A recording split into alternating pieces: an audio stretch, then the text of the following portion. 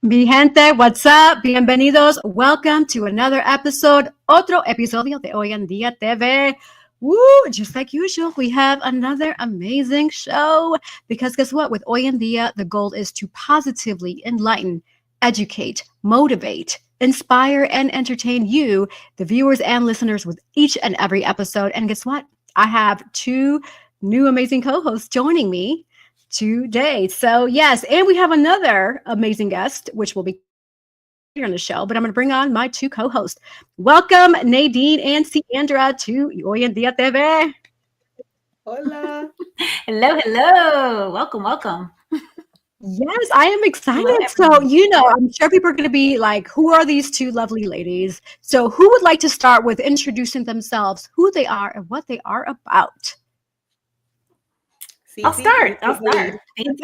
Yes. Okay. So I'm Ciandra, as you see there on the screen. I'm Ciandra, the actionist, right? Because I'm always putting things into action and getting it done. And a lot of people in my network, they can totally attest to that, right? So a little bit about me: I'm a 20-year Navy veteran, retired now for a little while, and now I'm living my best life as a hashtag civilian. Thank you. I made it, y'all. I made it. I'm on the other side, living life, living la vida loca.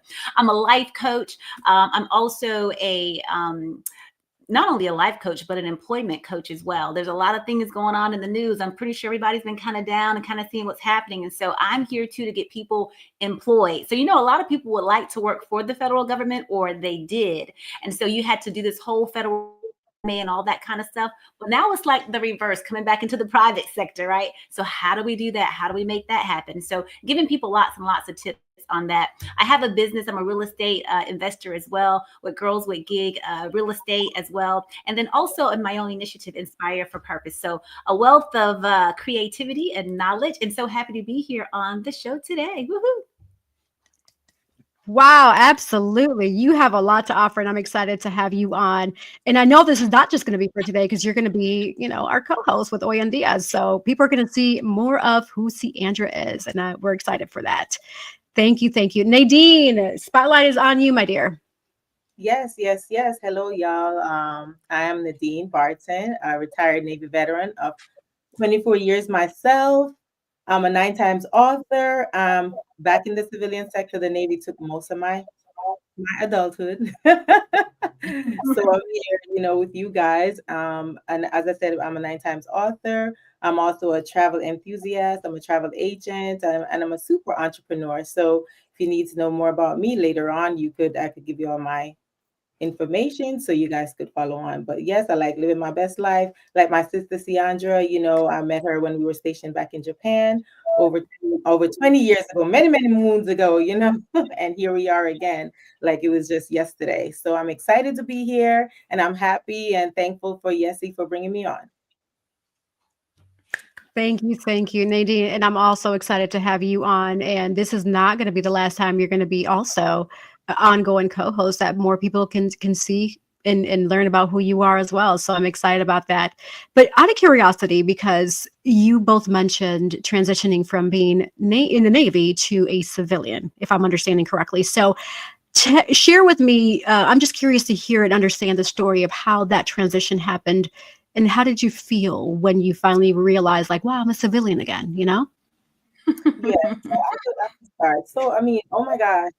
Can you imagine, being in a job, for the people that haven't been in the military and you've been in that career for over 20 years? You started that career at a young age, some people 17, 18, and then here you are in your 30s, whatever age you retire or you decide to get out of the military, or your 40s, and you coming back into civilian life. It's not an easy road. So, the military, not just the Navy, we do have things in place where you have the transition assistant program, which is called TAP class. Ciandra, did they change the name? But I remember it's called the TAP class, where it helps with transitioning of the military to help you navigate going back into the civilian sector. So, I mean, it's not an easy road, and people think that it's all peaches and cream, but some people are really scared coming back into the civilian sector because all their lives, you're so used to this one thing, and then that panic start coming in. Oh my God, what am I going to do? How am I going to transition? So we do have those things in place to help you transition back into the civilian sector. Yeah, Nadine's spot on. For me, in the military, everything is very structured. You have a chain of command. So you know who to go to when things happen. You know how to Right. handle business. So there's a stepping stones. There's stepping stones that you kind of take, and so it makes life really kind of easy for you. Honestly, everything is right there on the base, right at your command or on your ship, wherever you're at in the world. But when you come out into the civilian sector, for me, it was very different. And we hear this all the time because I'm here training vets all the time, getting them back into the workforce because now they are coming into where I've already been. And so it's just this big old world out here. So for you, yes, you know, being in the world of acting and, you know, you've been in this whole civilian world, as we call it, like all my life, I've been in the civilian world. Right. Yeah. So coming out here, there are so many more things to navigate. You don't necessarily know who the chain of command, who you're supposed to go to, because there's so many different entities and agencies. And so it seems like it's just this huge, big world where just the military was just maybe just a little state in that world. You know what I'm saying? That we had to navigate. But now I have all the continents and all the other states and the cities. So it can be very overwhelming for a veteran. It was overwhelming for me just trying to figure out, you know, what to do next. You know, being here in this 20-year stint and I've done this and I know how to do this because I go from command or base or duty station, location to location, whether I'm doing it here within the US or doing it abroad, but I'm doing the same thing. And so now I'm out and now I want to transition. Maybe I want to go into something completely different. What does that Right. look like? How do I get there? And so that can be very overwhelming for a veteran, as I said, for myself, and trying to navigate those waters. And there are programs that are out here in the civilian sector, but trying to find those sometimes is like a needle in a haystack. Yeah, and I Wow. could to that. And I'm sorry, Yessie, go ahead. No, you're good. Yeah. No, you probably were reading my mind with a question. So So perfect example. I just retired, like seems like yesterday, July 2021, which was, it's not, oh my God, seemed like it just happened yesterday. So quick story. So transitioning out the military for me, they did, and things with the military change all the time. So that was 2021. So I'm not sure if they may or they may not still have that program. It's called the Skill Bridge program. Right. So with the Skill Bridge program, it helps you navigate from, just like the top class bringing into skill bridge, it help you navigate from active duty into the civilian sector, where you do have a lot of civilian employees, which employers would bring you on, and you're not getting paid while you're there because you already have getting your active duty pay. So you basically doing like on the job program per se. On the job program, when I did the skill bridge program, I transitioned doing it with Microsoft. So I did that with Microsoft for 3 months. And then from there, I didn't stay on to Microsoft because, there were other jobs that I applied for. So I did transition with Microsoft, do on the job training with them, or an internship with Microsoft for 3 months. And then after that, I went on to working with Manpower until 2023. So, I mean, that program really helped me under the Skill Bridge program. It was hiring our heroes, which really helped veterans. If any veterans out there they don't know about the program, they need to get on with the Skill Bridge program, because I know it helped me a lot with my transition. that is awesome. And you said it's called Skill Bridge. Skill Bridge, yes. Skill Bridge, gotcha. And Sandra, you mentioned that you also offer help or have a business with regards to helping veterans. Did I understand that correctly? So I work with a contracting company that does that, and it's really amazing. I would love to offer this to your viewers. It'd be really, really amazing. And so there's everything from writing your resume, like really writing a good resume. Resumes have changed over time. We're having to deal with the ATS system, which is the applicant tracking system. This whole, software where it's kind of saying, "Oh, you're really, really good. Let's filter you through. You're really, really bad. Let's keep you here in the internet land, kind of floating around, so you don't get through." Right?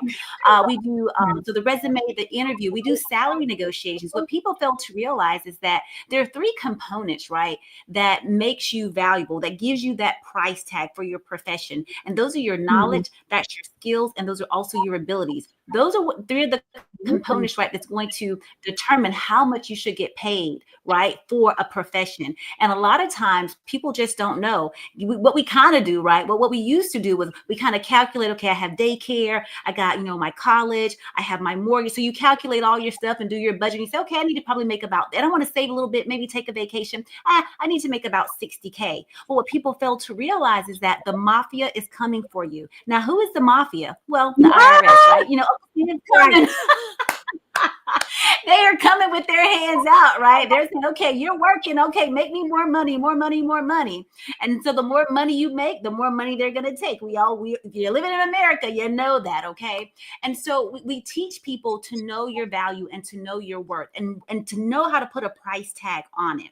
So where you may go in, and you may negotiate for that $60,000 salary, not knowing that you're really supposed to be getting paid $80,000, right? And so you and me, as a business owner, am I going to tell someone like, wow, you just lowballed yourself? Heck no. I'm going to save more money in my pocket because this is my business. And so that extra 20K that I just saved, now I can go buy me another property or go on a vacation, get a new car. You see what I'm saying? So it's not bad. As a matter of fact, all business should be good business. But if I'm making more money for my business, that's a good thing. It's not my fault that you didn't know your value and that you didn't come in to negotiate property. NPR, National Public Radio, I always like to give sources, right? So you want to fact check because there's a lot of fake news out there. There's a lot of fake news out there, okay?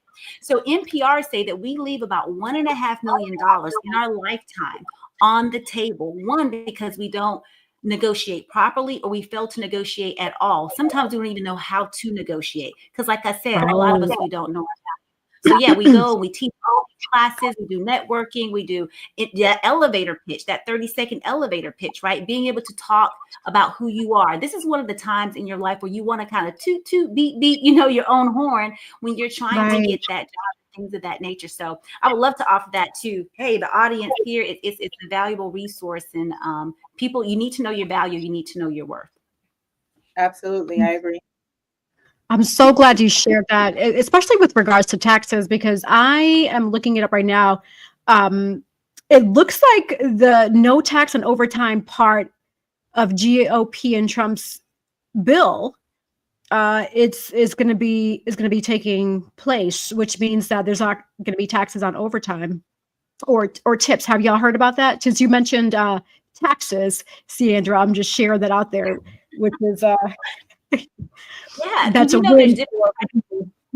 Of employees. And so the people that, get tips, like bartenders and waiters and people like that, it is on a different scale. That's why they don't make the minimum wage. A lot of people don't know that the federal government, right, they set the minimum wage. But here's the thing, the states have the authority to go above the minimum wage. They can't go below what the federal mandate is, but they can go above. California is a state in particular where you will see that they typically pay more, but you got to pay more to live in California, right? You got to pay for the sunshine, right? It never rains in Southern California. Okay.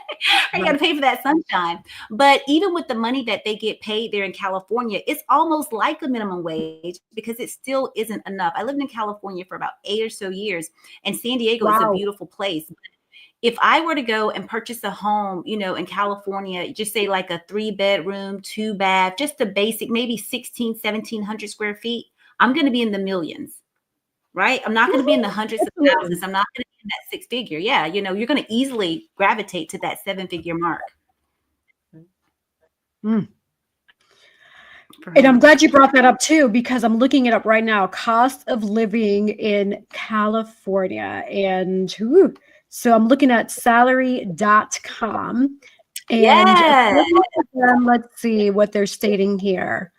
And that's one of the tools that we use with the Department of Labor, because the Department of Labor is the one that pays us, right, to go out and teach all these employment classes. And salary.com is one of the tools that we use to have people go and figure out, right, how much they should get paid, right? And then also employers use that tool as well to go on to figure out how much they should actually pay you.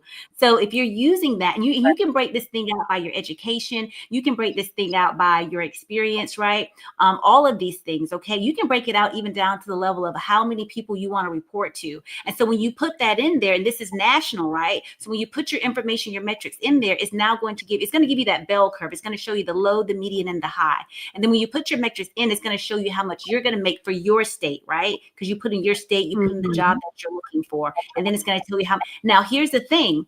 On the salary.com, you might make less than the actual national average, because that depends on your location. So we tell people it's very important to determine too, when you're looking for employment, you definitely have to take into consideration the location, because not all locations pay the same, right? I can be doing this job here in North Carolina, and you're doing the job there in Florida, and you can be making way more money than me just because you're in a different state. You can make more money just based on counties. You know, I just go a couple of blocks over, I'm in a different county, and they may make $10,000 more than the county in which I'm living in. So do make sure that you check that out as well when you're looking for employment and things of that nature. Living Wage, I think that's a site that's put out by MIT, and MIT is a great university, right? So they actually go on in real time, and they literally just updated the website here, February 2025. So you can go on to Living Wage, and you can see how, like, if it's 2-parent home, 2 parents working and the children, it'll give you a breakout as to how much your salary actually needs to be. And it'll go in, and it can give you the breakout for the states and things of that nature as well. Wow, very helpful. Yes, I love all this knowledge that you're just providing. This is beautiful. I love it. Yes, this is exactly what the people need to hear, to be aware, to understand. And that this is why we have Hoy en Dia TV. And I'm so honored that I have these 2 lovely ladies here to help continue that conversation, because they're sharing knowledge that I don't really have. They have the knowledge to share. So this is beautiful. I love it. Yes. Also, in this conversation about just wages in general is a good segue to our guest. And the reason why is because this individual is a professional actor. And being a professional actor is challenging, because you have to depend on bookings. Not every booking is going to pay the same. And I'm speaking from experience, by the way, being a professional actor myself. Whether it be commercials, you're going for the same role that 100 other people are going for. There's so many challenges when it pertains to the acting industry, entertainment industry. And so this is a good segue with regards to just the compensation piece of that. So with that in mind, I'm going to go ahead and introduce our special guest here. So born in Danville, VA, this special guest was inspired by performances that he saw on television and would decide to eagerly mimic those performances. He added his own unique spin, and he's a testament of his natural talent and creativity. So our special guest is known for his lead role as Malachi in the multi-award-winning web series Lover's Lane, which I was honored to also be a part of. So if you haven't caught Lover's Lane, definitely check it out. And he has built an impressive career stepping into the professional acting world. He started back in 2009. So over the years, he starred in more than 10 stage productions, numerous web series, short films, feature films, TV shows. So, yes, he is definitely working out here. And among his standout projects is the film Reindeer Games, which is currently streaming on NBC Peacock, Amazon, Tubi, and alongside other films which he plays a leading role. So his dedication and talent has definitely not gone unnoticed, and that's the reason why we have this special guest here today with us. And he has earned 8 acting awards and received multiple nominations, solidifying his reputation as a powerhouse performer. And so beyond his accolades, this individual's ultimate mission is to inspire others to chase their dreams fearlessly. So go for your dreams, pursue that dream, because he is definitely that living testament. He pushed forward and he's successful at it. So no matter the obstacles or options or opinions of others, you can do it. His journey serves as a reminder that with perseverance, passion, and authenticity, anything is possible. So welcome to Hoy en Dia TV, our special guest today, Kevin Stone. Sorry, Kevin, my computer froze for a bit. Kevin, welcome to Hoy en Dia TV. Thank you for having me. Thank you. I'm so glad to be here. We're excited to have you. That bio was. Oh, thank you. So tell us, who is Kevin, other than obviously I shared who you are, but tell us a little bit more about Kevin that we may not know? That you may not know. Well, if you don't know, something you may not know. I recently became a cat owner. I have a cat named Sunny Day, and she has like been controlling my life. She's an orange tabby cat, and I got her tucked away quietly now because she will run all over the apartment. Outside of that, I love to work out. I just came from the gym before I got here, and I'm also a gamer. I love to play video games. So things about me. Yes, I love Yeah. gaming too. Like when I have some downtime, I love playing Call of Duty. I love playing The Division. Okay. I love playing what's the other one? Far Cry 6 when they're out in I think it's Colombia. Oh yeah. Yeah, that's the one with Giancarlo Esposito, right? Uh-huh. Yeah. Yeah. Okay. What system do you have? Do you have Xbox or do you have PlayStation? Oh, I'm team PlayStation over here. I got a PlayStation 5. So, Yeah. I'm team Xbox. I'm sorry. I'm sorry. Yeah. Nadine, are you a gamer too? I saw you say something. No, I say all the gamers. I did like this earlier because I'm allergic to cats. Oh. Oh. Okay. You know, my husband and my kids, they game all the time. And Okay. so it's nice to see. Yes, you know, you got females on here gaming and stuff. I'm just like, I'm so over these games. I'm like, they're the devil. We just got to get off these games. Hey, I think because I it's recently overdue, just got you back know? into it. You did. I You just just got got back into yeah, because I spent a lot of time like acting. Like I just would let it like sit and collect dust, and I was like last year I kind of like got back into it and started getting games, and it really like can take you away like the stress of the day or whatever. Just hop on the game and play the game. That's true. You know, my son came in early. I didn't get a chance to finish watching it, but he found some little YouTube short or something, and it's talking about gaming because he's always trying to prove me wrong. Because so he's always bringing me the positive. You know, on this show, we're bringing you the positive. Okay, we're gonna try to Right. reframe those mind frames. So he's always bringing me the positive because I'm all like, it's rotting your brain. It's no benefit to you with this. You know, and he's like, no, mommy, no. And he's 8, right? So he's like, I need you to watch this. So he sent it to me. So I'm gonna watch it later. I'm pretty sure Yeah. it's case I mean, proven. growing up, they would always say, like if you're playing like the violent games, you're gonna become a murderer or something like that. I play Grand Theft Auto. I don't even like guns, so I don't think I'm gonna be a murderer. But I mean, they can be good. Just in moderation, they can be good. In moderation, in moderation. I played Absolutely. What's your favorite game? Yes, what's your favorite game? What do you like? Do you have a few that you play?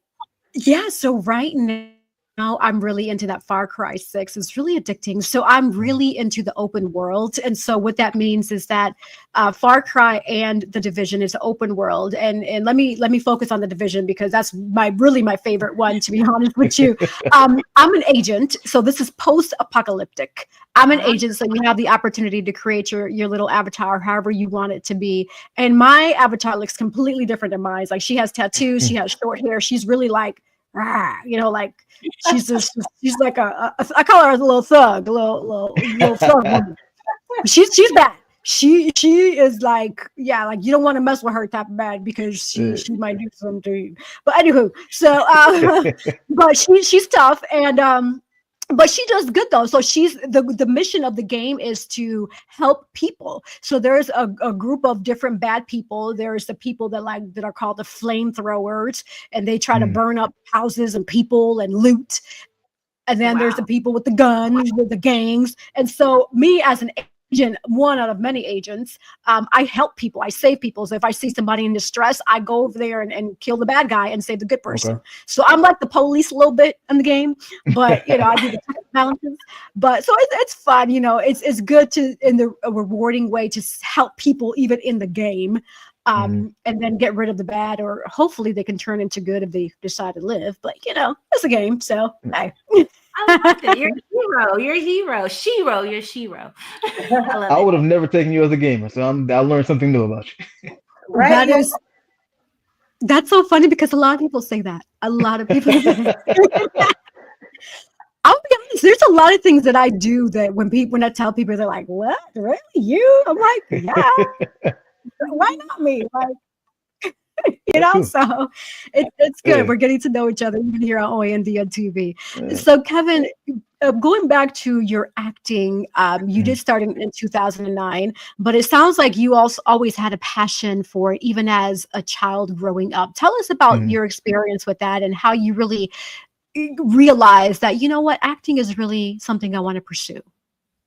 Yeah, so growing up, I was a very, very extremely shy kid. I mean, even for like show and tell, I couldn't present what I had for show and tell. I would whisper in my teacher's ear and she would say it.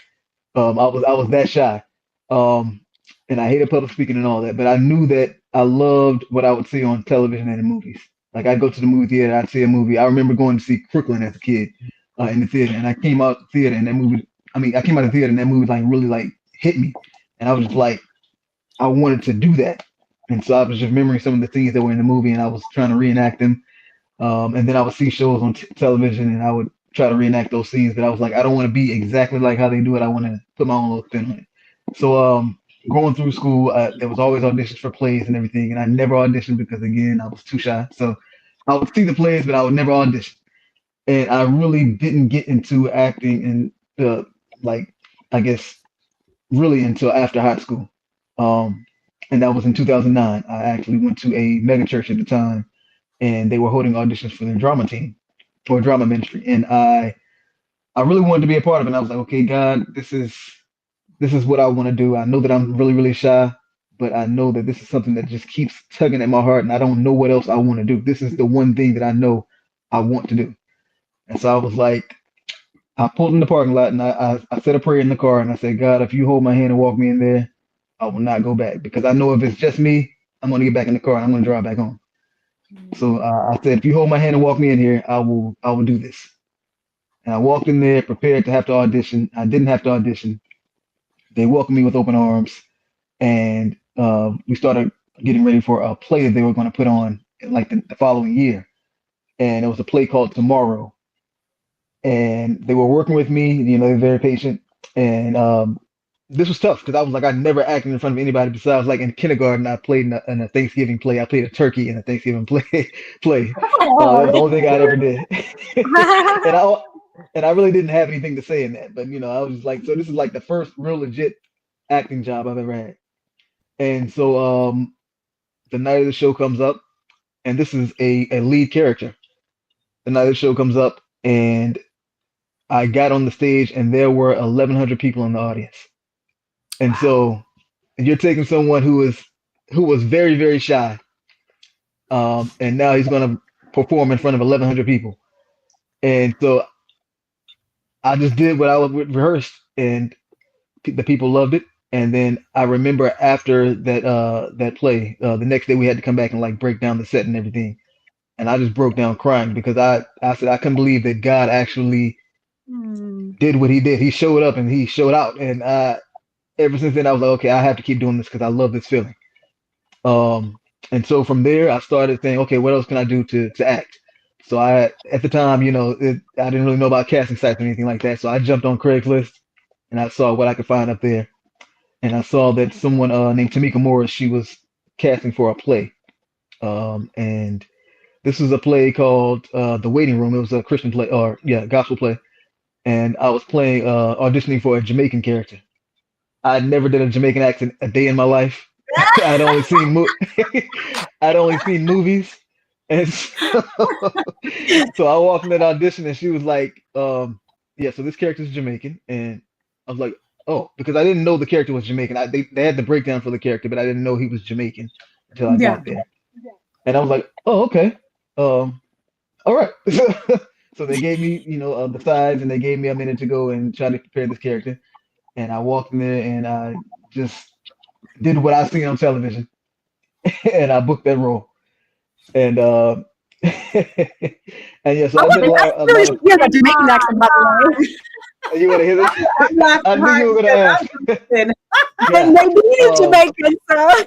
Okay, Yeah, so let me see if I can remember the line. One of the lines was, "Me don't remember dying, and I don't think tonight is the night me gonna die." Okay, everything I read.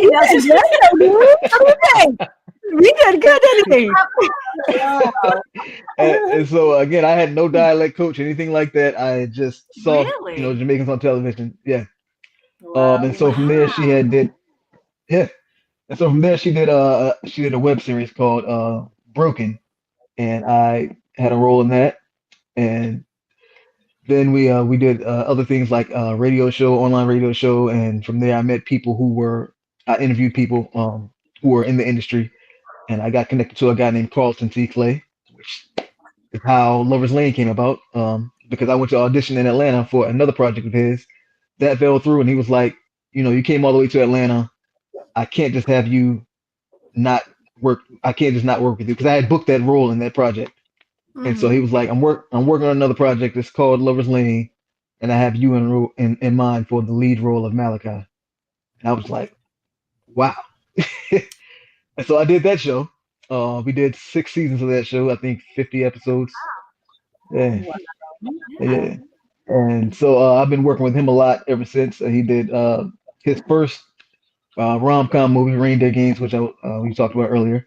Um, that we did that during the pandemic around like 2021 in the summer. It's a Christmas film, but we shot it in the summer, in July and August of 2021, and that really like took off. I got nominated for some awards and for an award in Hollywood, and it was some. Wow. I didn't win. I lost to Taj Mowry, Tia and Tamara's younger brother. He had a movie out at the time, But you and were nominated. I was nominated. Yeah, so Yes. it, it was just it was an honor to be nominated in a state that I have rarely been to. I hadn't been to California in over a decade. So to get recognized out there was an honor. And yeah, I've been doing things ever since, just constantly trying to work and constantly build my resume. That is awesome. Impressive. That is awesome. And your accent was amazing, by the way. Yes. Thank you. I Thank approve you. as a Jamaican on here. I approve. Oh, thank you. After the first time I did that, it was a Jamaican person in the audience, and she came up to me and she was like, "You sound just like my uncle." And I was like, "Oh well." I love it. Yes, yes, yes, yes. So, ladies, I have a couple of questions, but I'm going to allow you the opportunity if one of you have a question that you want to ask Kevin before I ask my question. So, Yeah, I did have a question because knowing, you're talking about how shy you were and all of that stuff. Mhm. So are you still kind of shy, even like even like all these years, right? You've been out there, you've been doing this, like you're a name. Like, are you still kind of shy when you're, getting on the screen and Um, all that stuff? I don't know if I wouldn't say I'm shy. I do get like the butterflies, but I use those butterflies because I feel like if I get the butterflies, then something great's about to happen. If I don't get them, then I'm a little concerned. Like, okay, is this what's Ah, going to happen? Like, am I going to bomb? Like, what's going to happen? But ah. yeah, I use that energy now, and I try to channel it into the character. Okay, that's really good. I'm glad you said that Yeah. because now you said that. Now I got another question. So my Okay. questions got questions. Okay. But knowing you said like it's kind of like a tell for you, hearing you say Mhm. that, the self-awareness of it all, right? Mhm. So you saying, like, yeah, you get the butterflies, it's probably gonna be great, but if you don't, so have you seen that? Has that been like a pattern? Like when you do get the butterflies versus when you don't get the butterflies? Like, Yeah, yeah, yeah. For me, I don't get the butterflies normally on film, but like when I was doing theater early in my career, like hearing that audience out there, you get those butterflies in your stomach because you're like, okay, there's no chance to mess up. If you're with film and television, you can do takes, multiple takes. With theater, you get one shot. So if you forget your lines, or if somebody else in the scene, your scene partner, if they forget their lines, you have to find a way to bring that back because the audience is waiting for you to respond. And they paid their tickets, they paid their money to get in here. They want to see a show. So with theater, I always get those butterflies, but then I always make sure that I just bring that into the character, and it really helped my improv. Like when I'm doing film and television, having that improv that I learned from theater is what helps me in film and television. That's that's really amazing. good. Yeah, that's good. That's great. And then having the dichotomy of it all, because I'm not an actress, right? So yes, Mhm. you were in there, right? You guys do this every day, yeah. like, I don't never really. I mean, now that you say it, I'm thinking about it because I've been to the different, to the theater to see the plays, and Mhm. you're right. And we get the Yeah, one time, and our eyes are glued on, like we're waiting, yeah. So maybe it's tougher, to be, like that one shot. Oh, yeah. So yeah, really, really great. Theater's definitely tougher. Mm-hmm. Wow. Yeah, theater, because I travel with the National Alzheimer's Association in collaboration with G. Davis TV and Films doing theater, Oh and yeah, yes, G it is Davis. tough. G Davis, yes. Shout out to G Davis TV. You definitely have to be on your toes. There's opportunity for improv because the goal Mm-hmm. is, yeah, you're going to stick to what the script says, but then if there's, you don't want dead air there. So you have Right. to improv to make sure that what you're saying makes sense and that the other person's picking up to make sure that they can have a response, keeping it natural, right? So yes, Right. theater in the live setting is definitely, I mean, it's fun. I actually love theater, to be honest, but it is Yeah. challenging at the same token. It's one of those where you have to really pick up on your improv skills for sure. Yeah. I remember one time on the last play I did, I was supposed to have my cell phone in my hand, and I had left it back behind the stage. So I had to figure out a way to get to my phone without, messing up the experience for the audience. So I was just improvising and saying, because I was talking to my wife on the play, and I was saying how, I'm like, you always leave my phone in the bedroom. I need you to go get that for me. So I went, I went to the bedroom. I went to the back, grabbed it real quick. Somebody, well, actually, a stagehand had it, and they handed it to me off stage, and I kept the scene going. That's was smart. Yeah, Yeah. great on that. Yeah. yeah. Pressure. That's That is good. smart. Yes. Nadine, did you have any questions for Kevin before I ask my questions? Yes, I do. So I know there are a lot of actors that are probably watching right now. So my question Mm. is, Kevin, how do you approach audition? Like, to stand out. How do you approach auditions to stand out? Okay. So to stand out, I always want to use depending on what the project is, because some projects don't allow you to do this or don't want you to do this. They want you to stick strictly to the script. But I Mhm. always try to do a moment before and a moment after. And what I mean by that is you get the sides for an audition. And there's one way that everybody's going to see when they see the script or the sides, they're going to see the audition a certain way. Mhm. And 90, 85, 90% of the people are going to do that audition that way they see it. So what I like to do is I like to add in a moment before what happened immediately before that scene and what's going to happen directly after that scene, because nobody's going to know that. Nobody that whoever else is auditioning for that role, they're not going to know what I think the character's doing before the scene or what I think he's doing after. So I add my moment before, just a few seconds, and then a few seconds after of what the character was doing before and after that scene started. And that also stands out to casting because they're seeing the same scene maybe thousands, of times that day. And so it can get redundant seeing the same scene over and over and over again. So you want to make sure that you stand out. So you add your moment before and your moment after to stand out.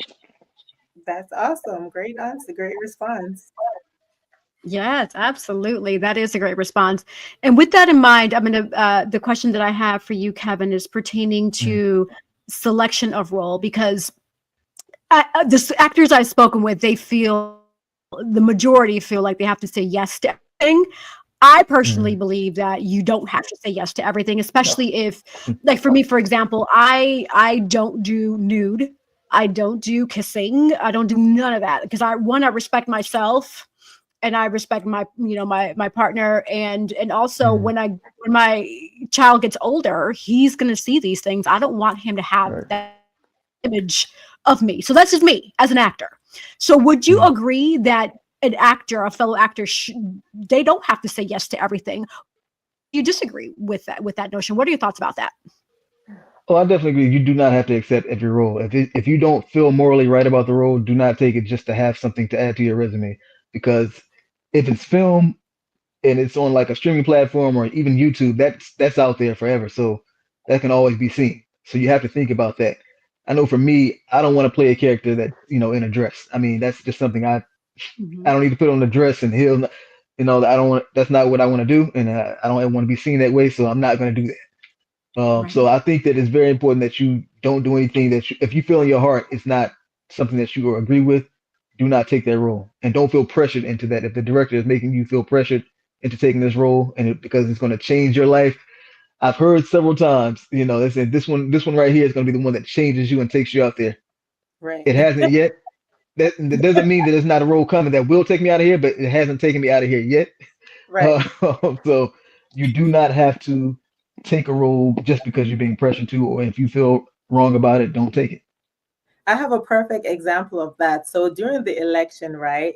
Hmm. Somebody, a casting member, reached out to me to do a commercial shoot, and this was around the time, Cece, you were coming here to Atlanta. So the role was you're supposed to be in a park. I'm supposed to be in a park talking to this other young lady. She's Caucasian, and I have a son, watching my son run around. And I'm like, I didn't totally read the full slides, and I'm like, oh yeah, Cece's coming to town. I could use her kid and bring Is to the park, so I could use him in the commercial. So when I read all the slides, or the sides rather, the lady was saying, yeah, she was trying to step out on her husband, and she was talking about trying to go on the other side, which is trying to be like bi. And I'm like, and I Hmm. told the lady was in Miami. I said, I'm not comfortable doing that.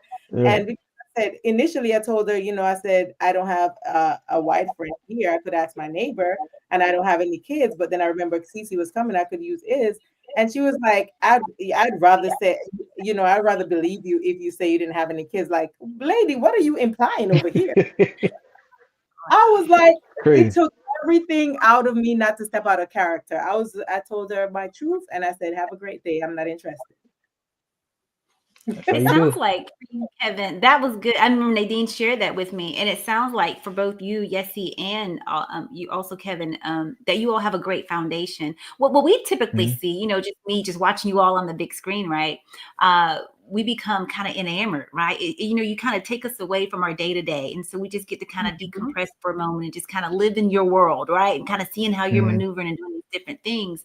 But a lot of times, what you see in Hollywood is that the morals and the values, right? They are so just far what there's just some things like you said, Hmm. I'm just not going to do certain things. And I Yeah. believe, just me, I believe if people would stick to that, right, it could really choose the types of things that we're even seeing, the things that we're taking into our eye gates. You know what I'm saying? Because there's a Yeah. lot of stuff out there that I'm like, sometimes there's just not any good TV on. Everything has like Yeah. tons of profanity. Even with like children's shows, I gotta vet the shows before my kid even watch it. It's just a lot Hmm. of the morals and values here in America, and even just probably abroad over the whole universe. It's just actors are just like, let me just take this to make the money. People Right. need Mhm. to Right. understand what you two are saying. Like it's more than that, right? Yes. Just like, yes, It she is has a child and definitely. she doesn't want her child to like, Mom, that was you did that. You see, it's an embarrassment. Some things can be a really embarrassed, and then kids could get bullied for that stuff. Oh, I saw your Hmm. mom in all her splendor and glory. Yeah. Right. On every Yeah. day at 8 p.m. Central Time. Check her out. It's like, so I love that you two, male and female, seeing it come from both components, are saying like, yeah, we're just going to say no to some of these roles. And sometimes that's all you need to say, because no is a complete sentence, right? It can It be a is. period, or it can be that exclamation point. So I just want to, clap my hands. In the military, we say bravo Zulu for a job well done. I want to say Yeah. bravo Zulu to you two for doing that. Thanks.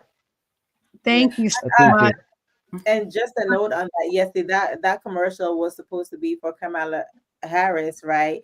And at the end, Hmm. they said like, it's women supporting women. Like, I mean, apples and oranges. What does that have to do with? But that's neither here Yeah. nor. Right, right. Oh gosh. You both, the three of you are just spot on just with everything. Sandra, you nailed it. A lot of actors feel that they need to take it for the money. And I get it. A lot of them, they do paycheck to paycheck. I respect that, right? But then in between, up until you get the big roles where you're going to become the next J Lo, the next Kevin Hart, what have you, Hmm. do other things, start a business, right? Or Yeah. get a side part-time job to help you with the flow until you get to that point where you're making all this money. So yes, Hmm. don't take it. I highly recommend not to take a role if you don't feel comfortable just because it's about the money. Yep. Exactly. No. And with that in mind, uh, Kevin, as a fellow actor, I've Yeah. noticed a lot of people assume that every role is going to pay. When I first started, a lot of the roles that I got, it didn't pay, but the value that I did see in it was one, it helped me build my reel, which that's pretty much your Hmm. resume, right? Your reel. You want to see that footage.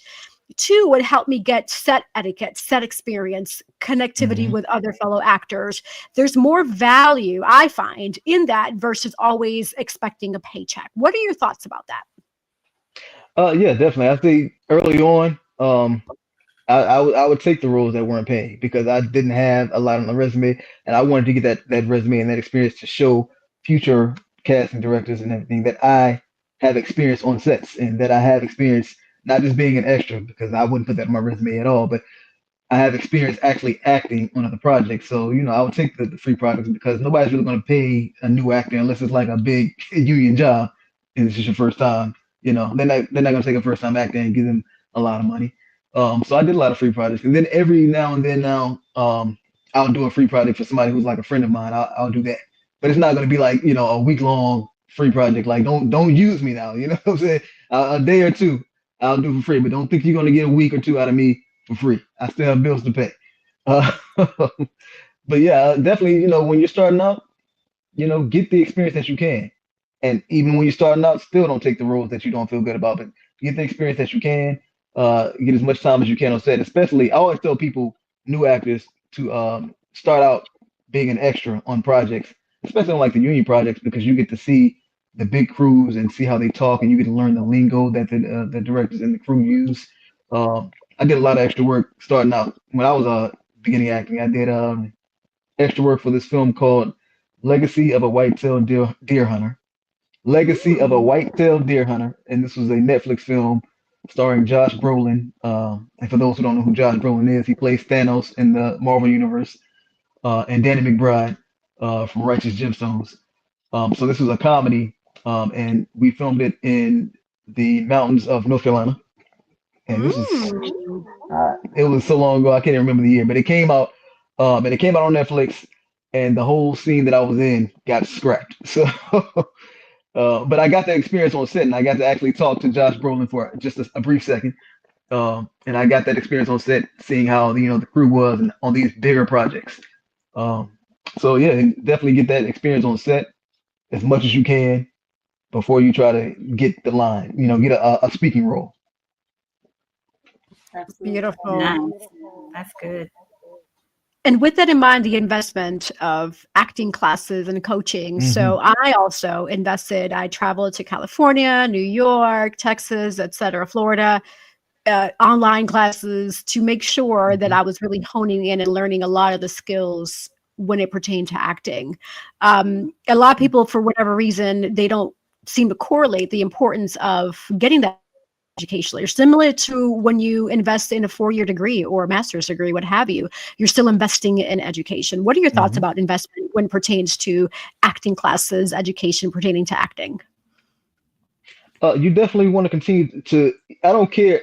Okay, there are the greats like even Denzel Washington. He has an acting coach, Mm-hmm. and this man has 2 Oscars. Just because you're in Hollywood, your A-list does not mean you need to stop training because you can always get better. Even if you have an Oscar, you can still get better. Me, I know I take online acting classes. I actually want to get into the physical classes as well, but I've been doing online classes for the past 3 or 4 years, and I actually started late. I actually got more on the job training than I did the acting classes, but I always knew that I wanted to take acting classes because I wanted to get better. And I've seen what the acting classes have done for me in my career since I've taken them. Like I've grown as an actor. So it's very important that you continue to train and invest in yourself because now a lot of auditions are self-tape. So with me, you see, I have the setup here. I have a backdrop. You got it. So if you're self-taping, you have to audition in wherever you are. So I have this. I invested in the backdrop. I invested in the ring light, the cameras, and all that, and the lights to make sure that when I'm on camera auditioning, they can hear me and they can see me clearly.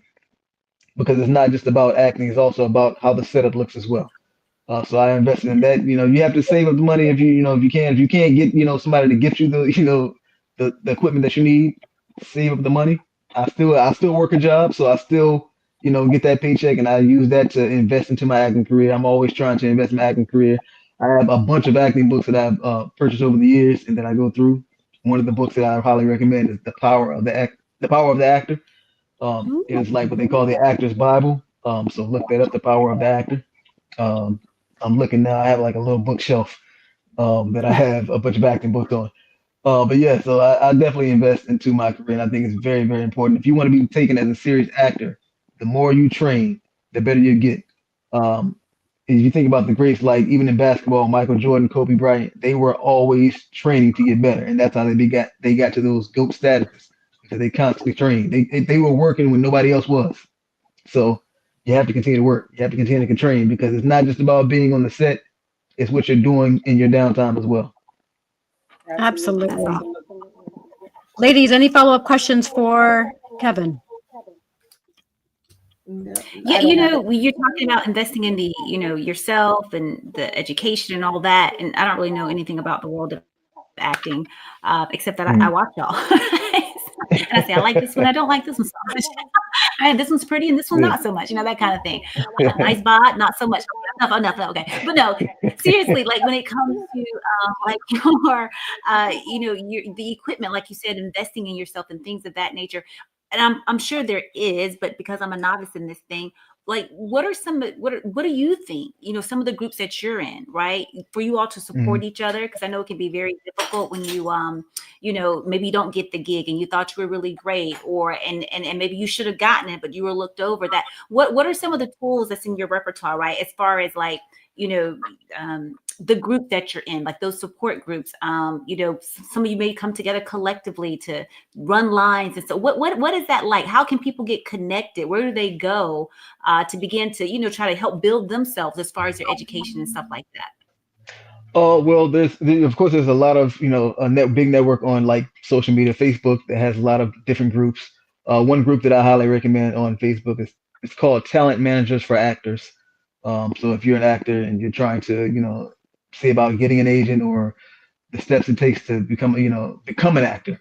That's a good group. They have a lot of information in that group with a lot of people who are in the industry, from casting directors, managers, working actors who are on like some of the big shows today.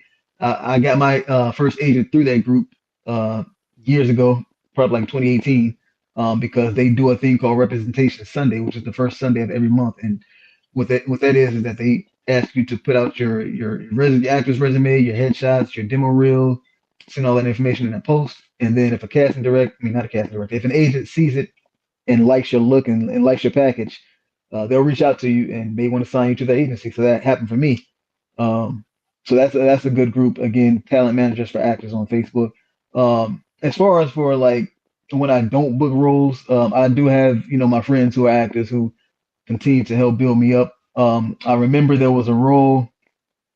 I don't even know if I want to say this because I don't want to put this person out there. I've never said this person's name publicly because he is a friend of mine. I'm not upset at all.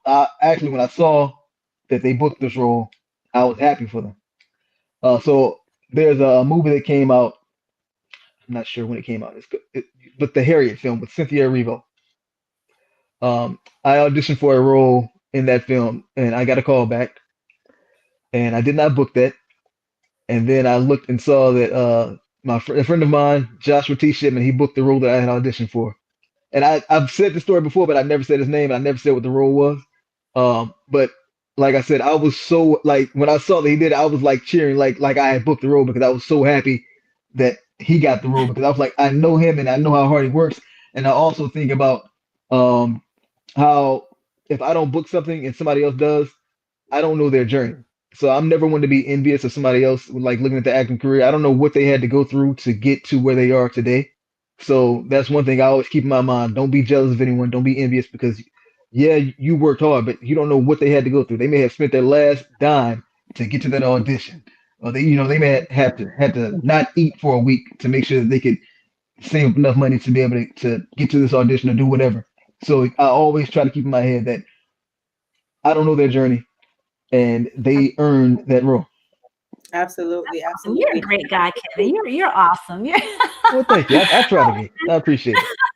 And I can say something like That's that so too amazing. because I do background here in Atlanta, and just Mm, the other day last week we some of the other cast members and we were talking, and we are just talking about some of the people that they were just like boring and pushing through everything just so that they could get that camera time. And I'm like, I'm a firm mm, believer that when it's your time, it will be your time, and only God knows when the time is right. So you don't have to be definitely. pushing and boring your way through. Like, If Tyler Perry is gonna see you and he wants you, he gonna be like, okay, I want you. So you don't have to push and bore. I mean, I'm a very humble person, and I don't like force myself onto anything or onto people. So I'm a firm Yeah. believer that when it's your time, it will be your time. Exactly. If somebody that I know close to me books something big, I'm like, okay, I'm right there in the same area that they are. So that blessing is coming my way soon too. So that's how I feel like, okay, he booked this role, something's about to come my way, and something did come my way. So I mean, it's just like you just have to constantly just feel that, you don't know that person's journey, so don't get envious of them because a blessing's coming your way. If it hits them, then you're in the neighborhood. Absolutely. It's that anointing oil, right? There's enough. The king is being Right anointed, there. but then the overflow, it goes to, yeah. So you got Right some oil. there. You got some oil. All the viewers out there, you get oil. You get Yeah. oil. Right. I And, like and to it's cheer people on, whether I know you or not. I love cheering people on, you Yeah, know. and it's enough roles out here for everybody. Like that, just because they booked something doesn't mean they took something away from you. Like there's always a role out there. This Absolutely. is one profession that's never gonna run out of work, and it's one Yeah, profession that I said you can always do, no matter how old you are, no matter how young you are. They need babies, they need elderly people, they need people my age or younger or a little bit older. Acting needs people of all ages and all shapes, sizes, and everything because you're playing people, that may be real or you want them to appear to be real. So you're playing different characters and you're gonna need every type. There's not one type that acting would not need. That's definitely. a good point. That is a good point. At any point, have you ever felt like throwing in the towel where you feel tired? You're like, this is not going the way I'm thinking it should be going.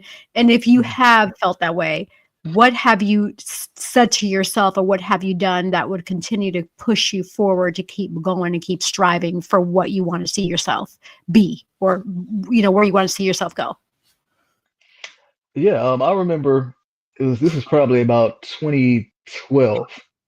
I had thought about giving up, and this again, I was like only like 3 years into my acting career, but I felt like giving up because I felt like I was not getting, you know, I wasn't getting anything, and I was just like I just keep trying and nothing's really happening, and I actually got to the point where I was in a bit of a depression to the point where I almost wanted to take myself out of here. And yeah, it got that bad because it was just like I felt like everyone around me was constantly getting good news, and I was just like, well, where's my good news? Am I being forgotten? Like, am I being looked over? What am I doing wrong? And again, I had never had a day of training in my life. I had never, stepped foot on the set. I didn't have any experience, and I'm sitting here, any like professional experience, and I'm complaining as if I've been doing all the things that I need to do. So what I did was, well, one, I had my friends and my family to help pull me out of that funk, and then I started doing the things that I needed to do to actually start being seen as a real legit, actor. So I started looking up things to, see about how to get into acting and what I needed to do, and then I started doing the extra work, and seeing how they were on set, and that motivated me to keep going. And I just kept pushing, that and God, like I say this all the time. That night in 2009 when I asked God to hold my hand, I just meant him. I just wanted him to hold my hand for that one night, but he has been holding my hand ever since, and every year, and it's crazy. Every single year of since 2009, my acting career has just going to a new level, a higher level. I'm loving it. Beautiful. Yeah, Praise God. Yes. You know what, yeah. Kevin? Thank you for sharing that. Thank you for being transparent and sharing that moment of honesty. And I'm so glad that God put the right people in your life and the right spirit to help you get out of that negative thought and negative thought, mind frame that you were at that moment. And you are a prime example of when you're seeing a negative and you turned it into a positive, and that's beautiful. And I salute you. Well, thank So you. yes, I salute you. And there's just so many other things that I want to ask, but because of time, we're probably going to ask you for a part two, sir. So if you're interested in coming back on Okay, for a part two, we would love to have you back I on. definitely will. Okay, yay. So what we're going to do Yeah, now is yeah, I love. pivot over into our last minute words. So this is an opportunity for all of us to have the spotlight on each other. So what I mean by that is, for example, if Nadine goes first, she says who she is, she can share business that she has, her books because she's an author, a website, what she's doing, projects, if she has a quote. anything pertaining to you specifically. So that is what the last minute words segment is that we're going to pivot over into. I usually go last because I have sponsors that I want to acknowledge, and also just kind of recap what we've talked about today. So anybody who is willing or wanting to go first, any takers? I always say ladies first, but I'll go if nobody else wants to go. But Nadine, you want ladies to go first. first? Want to lead us? Yes. All right. So yeah, people haven't heard when they came on the show. Nadine spelled on the screen Nadean, because usually people spell my name wrong, but it's Nadean Barton. You can find Instagram. My Instagram handle is Nadia B, NADIAB _1202. That's my Instagram, and I'm also a 9 times author. I've written 5 books, and I co-authored 4 others with some of them with my very dear friend here, Miss Ciandra. And just a little backdrop, I know we're running out of time, but she's the one who definitely inspired my purpose. Just like how she said in the beginning, she inspired me to start writing. I went through I'm not going to talk about it today because it's not about me, but I went through a very traumatic experience back in 2019 when she was here in Georgia, where I used my pain to position my purpose. And I just wanted to tell my story, share my story with the world. And if it could at least help one person, my first book is called Can a Girl Catch a Break? And I was in her room, her guest room, and crying to her saying, hey, can a girl catch a break? And that's when the book came out, the name of the book. So yeah, thank you, Cece, for inspiring my purpose. And like, if anybody's going through anything, I could say share your story, and you have to definitely use your pain to position your purpose. And beyond that, I'm also a travel agent at Nadine's Travel Oasis. If you need to book a trip, Nadine's Travel Oasis at gmail.com, or just hit me on Facebook. And that's it about me. Absolutely. And so I'm your girl, Ciandra, the actress. You come here, you get it done, right? I'm going to, like Nadine, I'm going to push you. I'm going to push you. Going to get you out that comfort zone. We're going to make sure it happens. The only thing I want to leave you with is that Matthew 6:33, y'all, God is in me, and he just always comes up, and he should, right? But Matthew 6:33, right? It says, seek ye first the kingdom of heaven and its righteousness, and all these things will be given unto you. And so I just want to give a big shout out to the guy, Most High. He's amazing. He's allowed all of us to be here on today. You can check me out at www.inspireforpurpose.com. The Lord gave me that. And so I'm here to help you, right? Inspire your purpose. Hallelujah. And so I just want to say it's been a pleasure to be on the show here today. I'm not going to take the full minute, but just big ups to God and any and everything that you're going through, right? Even if you don't know God, or you have a God. And many people serve many different gods. For me, I'm just going to be transparent. I serve the one, the only, the living and the true, the Most High. So, there we have it. But so www.inspireforpurpose.com, and you can find out more about me there. Beautiful. Thank you. Kevin, spotlight's on you. All right. Kevin J. Stone. I'm an actor, and you can follow me on all social media at the Kevin J. Stone. I do have films that you can stream on Peacock, Tubi, Amazon Prime. Most recent one that came out was The One That Got Away. That's on Peacock, starring Jabray Horges, India Love, and Choice Brown. So you can stream that movie on Peacock. It's doing really well on there, so you should check that out. And you can check out Reindeer Games as well. We talked about that tonight. And I just want to say that God has given everybody a gift. And if you have something that is tugging at your heart and you feel like you can't do it, but it keeps coming back to you, it's coming back to you for a reason, because God is trying to tell you to use that gift. So make sure that you use that gift. Do not allow anybody to get into your mind and tell you that you cannot do it, because it keeps coming back to you for a reason, because he already knows that you can do it because he gave you that gift. So use it. Do not sit on it. We only get one life, and life goes by so fast. I was talking to somebody in the gym today that I went to high school with, and he was like, Kevin, I graduated high school over 20 years ago. He was like, Kevin, you still look the same that you did 20 years ago. And I was just thinking how, wow, that time just flew by. So time goes by so fast, and people are, being taken out of here, and you do not want to be that person that's saying, I wish I did this, or, I regret not doing this. So do that. Beautiful. Yes. Wow. I am just my heart is happy, and I praise God because this was an amazing show, just like every other show. Another one in the books. Hoy en día TV. The purpose again to motivate, inspire, enlighten, educate, and entertain each and every episode. And I know we did that today, and I feel it in my heart. I have the warm and fuzzies, how they say it, right? The warm and fuzzies. And I'm just honored that I get to work and interview just amazing individuals and work alongside amazing individuals. Praise God. And so with that in mind, my name is Yessie Rodriguez, as you can see, host and producer, right? Hoy en Día TV. For those who want to know more about me, I am to the point in my career where you can just go on Google or Internet Explorer or Safari, whichever your favorite internet browser is. Just type in my name, Yesse Rodriguez, and whoop, voila, it'll pull up who I am, what I'm about.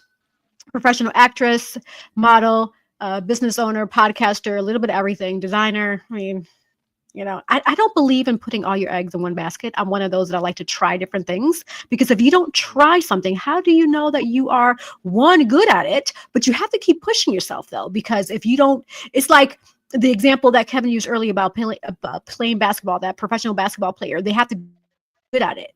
They know they like it, right? But you got to push yourself to be that professional basketball player where you're going to get better and better and better. So I challenge you today, if there's something you want to do, if there's something that you want to try, go for it. It is not going to be easy. Trust me, it is not going to be easy. If you want to learn a new language, there's so many applications that you can invest in to learn a new language. It's not going to be easy, but you can do it. All right.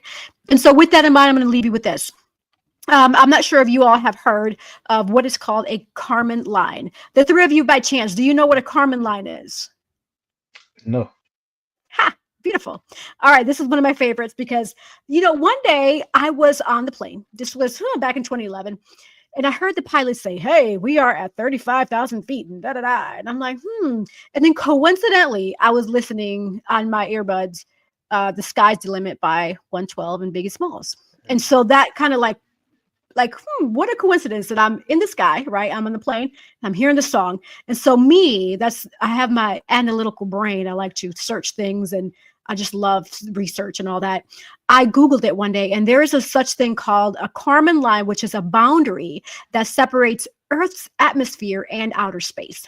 Because I'm one of those, I'm like, the song, it says sky's the limit, but I refuse to say the sky's the limit because you're technically putting a boundary within yourself. So for those who are saying the sky's the limit as a quote, please stop from saying that, because you're technically putting yourself a boundary. And what that is the line that is defining the Earth's ground or pretty much from the sea level up until what is called outer space. And that is actually 62 miles above sea level. So just as a heads up, each time you're saying the sky's the limit, you're technically psychologically setting yourself. With that in mind, I created this quote back in 2011: "The sky is never the limit because the galaxies are endless." So with that in mind, food for thought. Thank you for tuning into Hoy en Día TV. Until next time. Ciao.